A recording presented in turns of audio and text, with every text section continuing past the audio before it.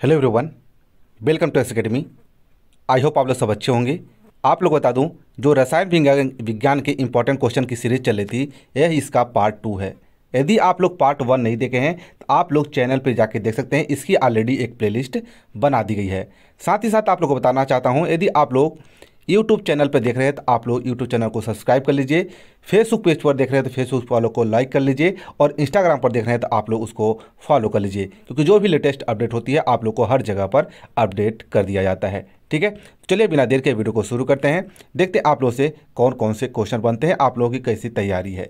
ठीक है, जो भी आप लोग के मन में सवाल हो आप लोग पूछ सकते हैं, या आप लोग इंस्टाग्राम पे आ जाइए, वहाँ पे पूछ सकते हैं, आप लोग को रिप्लाई जरूर किया जाएगा।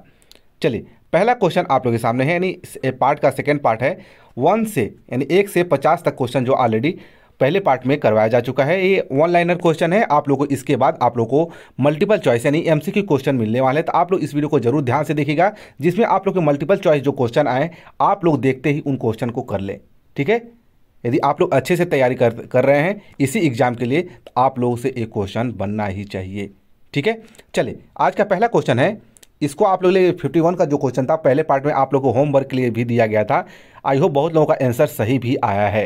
ठीक है, किस बिजली की इस्त्री को गर्म करने के लिए किस धातु का प्रयोग किया जाता है? नाइक्रोम का प्रयोग किया जाता है। बहुत सारे स्टूडेंट का यानी विद्यार्थियों का बहुत सही आंसर आया है। जो बहुत लोग अच्छे पढ़ाई कर रहे हैं, बहुत लोग का बहुत गलत क्वेश्चन आंसर आया है, बहुत लोग तो अटैम्प्ट भी नहीं किए हैं। मेरे द्वारा बताया गया था आप लोग अटैम्प्ट करना, चाहे सही हो चाहे गलत हो, आप लोग को पता तो चलेगा आप लोग तैयारी कैसे चल रही है। लेकिन बहुत सारे अटैम्प्ट नहीं किए, बहुत सारे बच्चे हैं बहुत ही अच्छा आंसर दिए हैं। बहुत सारे बच्चे ऐसे हैं कि जो डिस्क्रिप्टिव यानी डिटेल में आंसर दिए हैं, यानी वो डिटेल में डीपली पढ़ाई किए हैं। ठीक है, इस बात को जरूर ध्यान रखें। अगला क्वेश्चन देख लेते हैं। पृथ्वी की सतह के ऊपर ओजोन परत किस किरणों से बचाव प्रदान करती है? पराबैंगनी किरणों से जो है ओजोन परत जो होती है उसके से बचाव करती है। ठीक है, पराबैंगनी किरणों से ओजोन परत बचाव करती है। साथ ही साथ एक बात और बोलना चाहता हूं आप लोगों को, इस वीडियो में यानी किसी भी वीडियो में जो भी वीडियो अपलोड होती है चैनल पे, आप लोग से जो क्वेश्चन पूछे जाते हैं उसका आंसर आप लोग जरूर दीजिएगा। 1-2 सेकंड का टाइम लगता है, आप लोग इतना टाइम नहीं दे पाएंगे तो आप लोग समझ सकते हैं क्या करना चाहते हैं। अगला सवाल है, उर्वरक के निर्माण में क्या प्रयोग में लाया जाता है? यानी जो उर्वरक बनाए जाते हैं उसके निर्माण में किसका प्रयोग किया जाता है? यह पोटेशियम का प्रयोग किया जाता है। किसका? पोटेशियम का प्रयोग किया जाता है। अगला सवाल है, नाभिकीय रिएक्टर में ईंधन का काम कौन करता है? नाभिकीय रिएक्टर में ईंधन का काम जो करता है ये करता है यूरेनियम।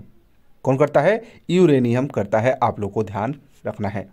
अगला सवाल है, किस धातु, ध्यान दीजिएगा, किस धातु का निष्कर्षण मुक्तः जिंक ब्लेड के अयस्क में किया जाता है? यह जस्ता का किया जाता है। किसका किया जाता है? जस्ता का किया जाता है। आप लोग को याद रखना है। अगला सवाल लिखते हैं, रदरफोर्ड के प्रकीर्णन की परीक्षण ने परमाणुओं में किसकी मौजूदगी को सिद्ध किया है एवं न्यूक्लियस के परमाणु को सिद्ध किया है? अगला क्वेश्चन है, आणविक कक्षा का अभिन्यास किससे नियंत्रित होता है? चुंबकीय क्वांटम संख्या से नियंत्रित किया जाता है। ठीक है, आप लोग को ध्यान रखना है। अगला क्वेश्चन है, फ्लैश बम्बों में नाइट्रोजन के वायुमंडल में किसका तार रखा जाता है? बहुत अच्छा क्वेश्चन है, यह मैग्नीशियम का तार रखा जाता है। अगला क्वेश्चन है, पेट्रोल से लगने वाली आग के लिए किसका प्रयोग किया जाता है? झाग व अग्निशामक का प्रयोग किया जाता है उसको। ठीक है, अगला सवाल है, कोयले की विभिन्न किस्मों में एंथ्रेसाइट में किसकी प्रतिशत मात्रा सबसे अधिक होती है? कोयले के विभिन्न किस्मों में से आप लोग पता है कोयला कितने प्रकार के होते हैं? इसका चलिए एक क्वेश्चन आप लोगों के लिए है, कोयला कितने प्रकार का होता है? आप लोग कमेंट बॉक्स में बताइए। बहुत ही अच्छा क्वेश्चन है, बहुत बार पूछा गया है। कोयला जो है कितने प्रकार का होता है, और सर्वोत्तम उच्च कोटि का कोयला कौन होता है? आप लोग कमेंट बॉक्स से ये भी बताइए। सर्वोत्तम यानी उच्च कोटि का कोयला कौन होता है और कोयले कितने प्रकार के होते हैं? 2 क्वेश्चन ऑलरेडी आप लोग से बन गए। आप लोग दोनों का आंसर आप लोग बताइए। पहला क्वेश्चन है कोयला कितने प्रकार का होता है, सेकंड क्वेश्चन है सर्वोत्तम उच्च कोटि का कोयला कौन होता है? कमेंट बॉक्स से बताना है। ठीक है, जो लोग अच्छे से पढ़ाई करेंगे इसका आंसर आसानी से दे पाएंगे। चलिए आप लोग बता दो, एंथ्रेसाइट में किसकी प्रतिशत मात्रा सबसे अधिक होती है? कार्बन की सबसे अधिक होती है। अगला सवाल है, स्टील में कठोरता प्रदान करने के लिए किसकी मात्रा बढ़ाई जाती है? मैंगनीज की मात्रा जो है बढ़ाई जाती है। स्टील में कठोरता बढ़ाने के लिए मैंगनीज की कठोरता जो है बढ़ाई जाती है। अगला सवाल है, मानव शरीर में तांबा धातु की मात्रा की वृद्धि होने से कौन सी बीमारी होती है? यानी मानव शरीर में यदि तावा की वृद्धि हो जाती है तो कौन सी बीमारी हो जाती है? यह विल्सन बीमारी होती है। वेरी वेरी इंपॉर्टेंट क्वेश्चन है और एसएससी और रेलवे का जो है ये फेवरेट क्वेश्चन है, ये तावा वाला। मानव शरीर में तावा की अधिक वृद्धि होने के कारण विल्सन बीमारी हो जाती है। या क्वेश्चन ऐसे भी बन सकता है, विल्सन किस की कमी, यानी जो है तावा जो है बढ़ने धातु, कौन सी धातु, विल्सन बीमारी कौन सी धातु होने के कारण होती है, ऐसे क्वेश्चन पूछा जा सकता है। अगला सवाल है, माणिक्य और नीलम रासायनिक रूप से किससे जाने जाते हैं? एल्युमिनियम ऑक्साइड को माणिक्य और नीलम रासायनिक रूप में जाने जाते हैं। अगला सवाल देख लेते हैं, एल्युमिनियम धातु से बनाया गया मिश्र धातु किसे बनाने के काम में लिया जाता है? एल्युमिनियम धातु से बनाया गया मिश्र धातु किसे बनाने के लिए काम में लिया जाता है? हवाई जहाज तथा रेल के डिब्बे के पुर्जे बनाने में एल्युमिनियम जो धातु बनाए थे मिश्र धातु, उसके लिए काम में उपयोग में लाया जाता है। अगला सवाल है, ऑडियो तथा वीडियो टेप पर किस रासायनिक पदार्थ का लेप रहता है? ये आयरन ऑक्साइड का लेप किया जाता है। अगला सवाल है, नागासाकी पर संयुक्त राज्य अमेरिका द्वारा गिराए गए परमाणु बम में किसका प्रयोग किया गया था? यह प्लूटोनियम का प्रयोग किया गया था। किसका? प्लूटोनियम का प्रयोग किया गया था। अगला सवाल है, किसके परमाणु सिद्धांत के अनुसार परमाणु सबसे छोटा कण स्वतंत्र रूप से रह सकता है? डाल्टन के अनुसार। किसके अनुसार? डाल्टन के अनुसार। अगला सवाल है, मैग्नीशियम धातु का निष्कर्षण मुक्त किस अयस्क से किया जाता है? मैग्नीशियम धातु का निष्कर्षण मुक्त किस अयस्क के द्वारा किया जाता है? ये कार्नालाइट के द्वारा किया जाता है। किसके द्वारा? कार्नालाइट के द्वारा। अगला क्वेश्चन है, पृथ्वी के गर्भ में दूसरा सबसे ज़्यादा पाया जाने वाला धातु कौन सा है? ये है लोहा। ध्यान दीजिएगा, पृथ्वी के गर्भ में दूसरा सबसे ज़्यादा पाया जाने वाला धातु है लोहा, लेकिन पहला कौन है? आप लोग इसका भी आंसर बताइए। ये तो पृथ्वी के गर्भ में दूसरा सबसे ज़्यादा पाया जाने वाला धातु है लोहा, लेकिन पहला कौन है? इसका भी आंसर आप लोग कमेंट बॉक्स में बताइए। बहुत ही अच्छे क्वेश्चन पूछ रहे हैं।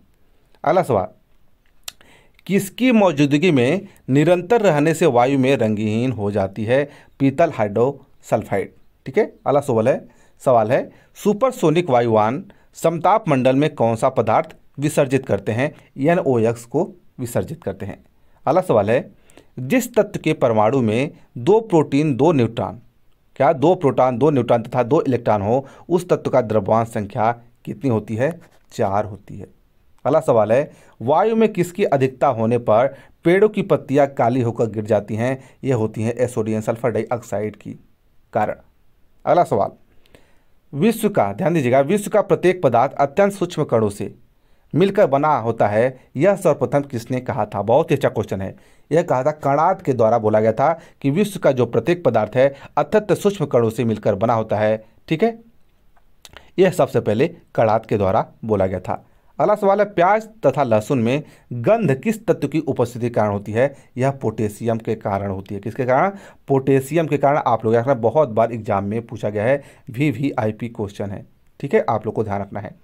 चलिए अगला क्वेश्चन लेते हैं, वायुयान के टायरों में भरने में किस गैस का प्रयोग किया जाता है? हीलियम गैस का प्रयोग किया जाता है। किसका? हीलियम का प्रयोग किया जाता है वायुयान के टायरों में भरने वाली गैस को। अगला सवाल है, किस एक सामान्य व्यक्ति के रक्त का pH स्तर, pH मान कितना होना चाहिए? ये होना चाहिए 7.35 से 7.45 के बीच होना चाहिए सामान्य व्यक्ति का pH मान। ठीक है, ब्लड का पूछा गया है, आप लोग ध्यान दीजिएगा। सल्फ्यूरिक अम्ल के निर्माण में विधि में पीटी उत्प्रेरक के लिए किस पदार्थ का विष का कार्य करता है? ये आर्सेनिक सल्फाइड का कार्य करता है। अगला क्वेश्चन है, सबसे पहले इलेक्ट्रॉन के आवेश का सफलतापूर्वक निर्धारण किसने किया था? यह मिल्कन के द्वारा किया गया था। किसके द्वारा? मिल्कन के द्वारा किया गया था। अगला क्वेश्चन है, अल्फा और बीटा किरणों की खोज किसने की थी? एक क्वेश्चन सभी लोगों से बनना चाहिए। रदरफोर्ड के द्वारा अल्फा और बीटा किरणों की खोज की गई थी।